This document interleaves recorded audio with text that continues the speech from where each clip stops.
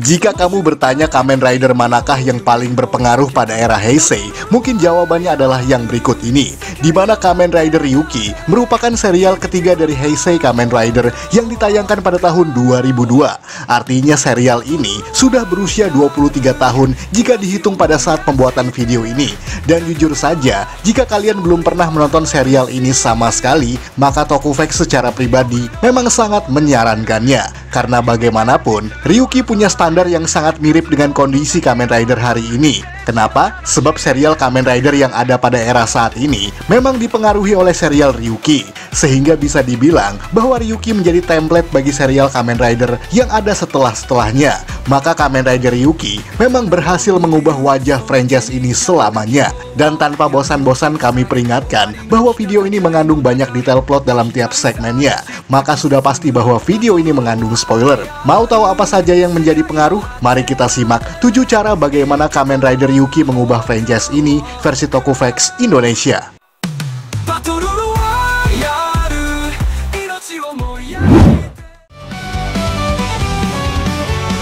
Kostum yang tidak standar. Jika kamu bertanya apa yang menjadi ciri khas dari kostum atau helmet Kamen Rider, maka pastinya adalah mata serangga. Hal itu karena sejak awal, serial Kamen Rider memang adalah cyborg yang berkekuatan belalang, yang belakangan kemudian diganti-ganti dengan berbagai motif serangga lainnya. Dan meskipun ada beberapa yang tidak bermotif serangga, mata tersebut masih menjadi template yang sangat khas bahkan sampai saat ini. Namun percayalah, meskipun Ryuki bukan rider pertama yang tidak bermotif serangga, kebanyakan rider pada serial ini tidak memiliki helmet bermata belalang, kecuali Ryuki yang masih mempertahankan bentuk tersebut. Karena lihat saja, mulai dari Kamen Rider Knight, Zolda, Caesar, Ouja, dan semuanya hampir tidak memiliki jenis mata tersebut, melainkan dengan sentuhan desain ala kesatria Eropa yang disesuaikan dengan motif hewan masing-masing. Dan perlu dicatat bahwa tidak ada satupun rider serangga pada serial ini, at least yang menjadi peserta rider battle, kecuali alternatif dan juga alternatif Zero yang bermotif jangkrik. Namun kedua tersebut tidak diklasifikasikan sebagai Kamen Rider dalam franchise ini. Maka dari itu, banyak serial di kemudian hari yang tidak mempertahankan mata belalang sebagai helmetnya. Kamu bisa melihat di Kamen Rider Hibiki, Kamen Rider Wizard, Kamen Rider X8, dan juga masih banyak lagi. Sehingga perubahan besar yang melawan stigma bahwa Kamen Rider harus punya mata serangga sudah dipatahkan semenjak 23 tahun yang lalu lewat serial Kamen Rider Ryuki ini.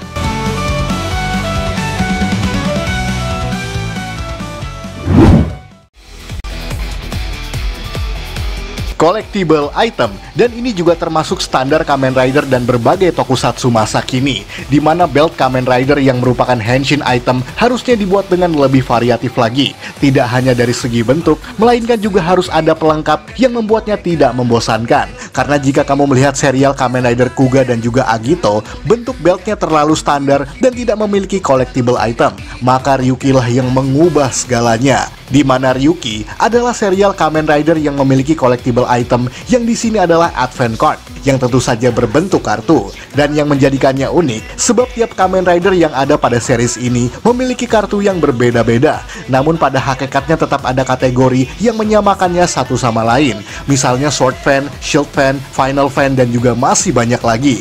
Dan keunikan dari item tersebut, karena ini menjadikan Ryuki memiliki item yang bersuara manusia. Artinya, belt ataupun item persenjataannya memiliki suara narator, sehingga tidak membosankan seperti halnya belt Kamen Rider sebelum-sebelumnya. Dan bicara soal collectible item, setelah Ryuki tamat pun hal tersebut masih tetap diteruskan bahkan sampai saat ini. Selain itu, sebab item kartu memang memiliki konsep dan budget produksi yang relatif lebih murah, maka banyak sekali Kamen Rider yang memiliki item kartu semacam itu, misalnya Kamen Rider Blade, Kamen Rider Decade, dan juga Kamen Rider Gachard. Bahkan Den-O pun punya Rider Ticket atau Rider Pass yang di sini juga berbentuk seperti kartu, sehingga pengaruh dari Ryuki memang termasuk sangat besar dalam kasus ini.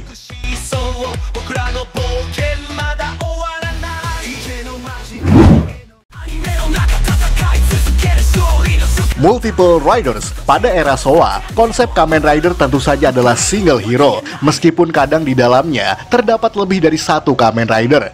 Dan jika kamu bertanya Kamen Rider pertama yang menghadirkan lebih dari 2 rider dalam satu series, maka jawabannya bukan Kamen Rider Ryuki, melainkan Kamen Rider Agito. Namun dalam hal ini, Ryuki tetaplah yang lebih punya pengaruh, karena di serial Ryuki bukan cuma 2, 3, ataupun 4 rider saja, melainkan total 13 Kamen Rider plus 2 yang masih diperdebatkan tadi, dimana dalam series televisinya ada 10 yang dimunculkan plus alternatif dan juga alternatif zero. Sementara pada versi episode spesial bertambah Kamen Rider Verde. Kemudian dalam versi movie ada Kamen Rider Farm dan juga Kamen Rider Yuga. Jadi ini memungkinkan penonton anak-anak punya pilihan Kamen Rider kesukaannya yang lebih beragam. Dan ini menjadikannya sangat seru jika dimainkan dalam versi video game PlayStation, karena jumlah opsi karakternya juga menjadikannya sangat banyak. Dan tentu saja ini mempengaruhi banyak series di kemudian hari. Misalnya Kamen Rider Hibiki, Kamen Rider Kabuto, Kamen Rider Gaim, Kamen Rider Saber, dan juga Kamen Rider Geats, di mana memunculkan belasan sampai puluhan Kamen Rider yang beragam bentuk dan juga kekuatannya. Dan satu lagi, season ini juga memunculkan Kamen Rider wanita pertama di franchise ini, yakni Kamen Rider Farm yang muncul di movie episode final. Walaupun jauh sebelumnya ada Human Tackle yang ada pada serial Kamen Rider Stronger, namun statusnya sebagai Kamen Rider sampai hari ini memang masih diperdebatkan.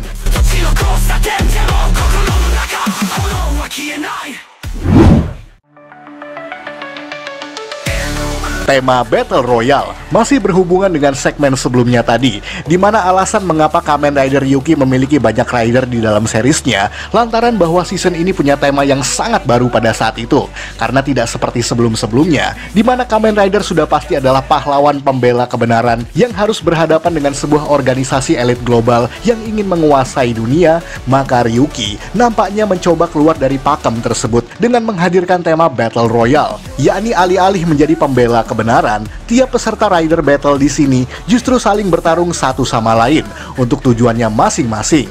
Sebab siapapun yang menang di akhir pertempuran, maka apapun keinginannya akan terkabul. Walaupun ada monster yang harus mereka lawan, tapi itu bukan karena mereka ingin melindungi umat manusia, melainkan untuk memberikan nyawa monster yang telah mereka lawan kepada para kontrak monsternya masing-masing. Jadi tentu saja ini bukan series yang menghadirkan pesan moral tentang kepahlawanan yang sudah sangat biasa di tokusatsu. Menjadikan istilah kebaikan dan kejahatan memang sangatlah samar-samar dalam hal ini, sebab masing-masing rider di sini punya sudut pandang kebenarannya sendiri-sendiri.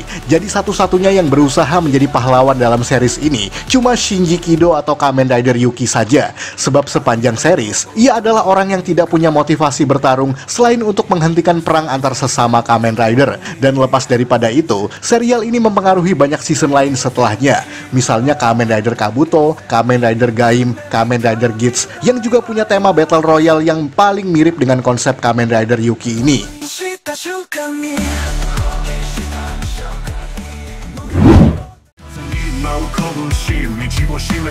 Protagonis yang bukan orang terpilih masih berhubungan dengan segmen sebelumnya tadi, di mana tokoh utama dalam series ini yakni Shinji Kido adalah peserta rider battle yang justru tidak menginginkan rewards dari pertarungan tersebut, melainkan untuk menjadi pahlawan yang melindungi umat manusia dari serangan monster dan juga menghentikan sesama rider lain untuk saling membunuh.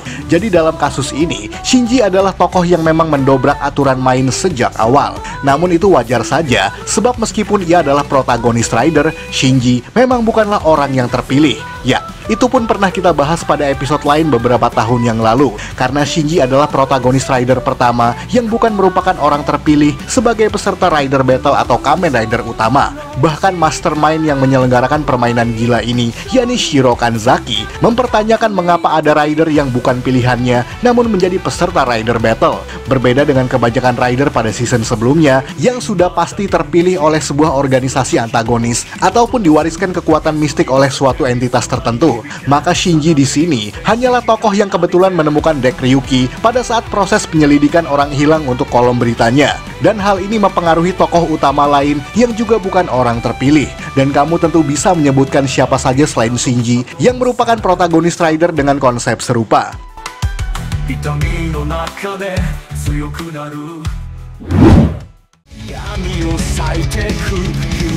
Konflik dengan Secondary Rider. Kalau ini mungkin sudah pasti, lantaran konsep serial ini adalah Battle Royale tadi yang membuat tiap tokoh di dalamnya saling bersaing satu sama lain. Namun yang menjadi unik dalam kasus ini adalah sang secondary Kamen Rider-nya, yakni Ren Akiyama atau Kamen Rider Knight, di mana rider bermotif kelelawar ini memiliki karakteristik yang sangat berpengaruh untuk tipikal secondary Kamen Rider di kemudian hari.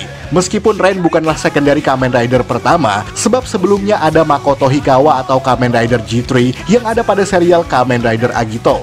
Namun bedanya, jika Hikawa adalah polisi yang menjadi rider untuk melindungi masyarakat dari serangan monster, maka Ren Akiyama justru bukanlah tipikal pahlawan seperti itu, melainkan adalah seorang anti-hero dengan karakteristik arogan, acuh tak acuh, dan juga benci dengan semua orang. Dan ini tentu saja menjadikannya sebagai secondary Kamen Rider pertama yang bukan merupakan seorang pahlawan. Dan ini sejalan dengan alasan mengapa ia sangat membenci sang protagonis rider, yakni Shinji Kido. Lantaran sejak awal, ia memandang karakter Shinji sebagai saingan dalam rider battle, dan juga Ren menganggap bahwa Shinji adalah pria naif dan juga lugu, yang cuma menjadi penghalang dalam pertempuran sesama Kamen Rider. Mengapa saya harus menjabarkan seperti itu? Sebab penokohan dan juga plot rivalitas antara protagonis dan juga secondary rider kemudian menjadi template yang umum terjadi pada season lain setelahnya. Bahkan, saat ini kamu bisa melihat banyak karakteristik Ren Akiyama pada banyak sekali secondary Kamen Rider sampai hari ini.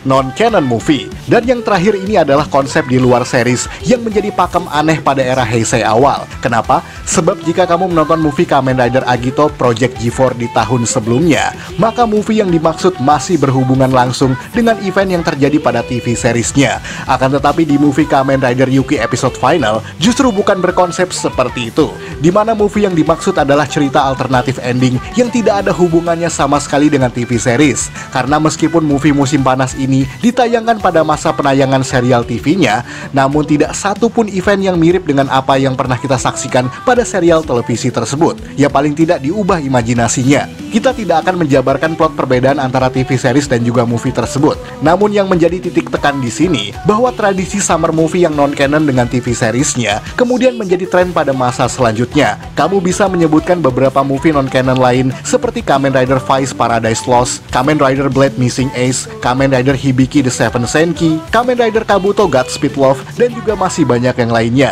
Dan itulah yang kita maksud sebagai tren aneh pada era Heisei awal tersebut. Karena maksud dari pembuatan cerita alternatif yang tidak ada hubungannya, lantaran sebagai sebuah perwujudan ide cerita yang tidak bisa atau tidak jadi dibuat pada TV series tersebut.